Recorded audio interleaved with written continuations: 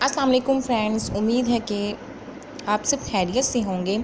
तो फ्रेंड्स, आज मैं आप लोगों को ज़ुबैदा आपा की जो टिप्स बताने वाली हूँ वो ये है कि जिन बच्चों को बदहज़मी हो जाती है, ये टिप्स उनके लिए बहुत ज़्यादा ज़बरदस्त है और बहुत आसान है।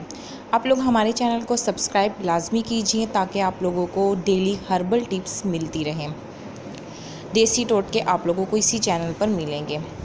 तो फ्रेंड्स, आप लोगों ने क्या करना है, पुदीना और सौंफ थोड़ी थोड़ी लेकर आप लोगों ने 1 कप पानी प्याली लेना है और उसके अंदर आप लोगों ने डालना है और उसे अच्छी तरीके से आप लोगों ने बॉईल कर लेना है।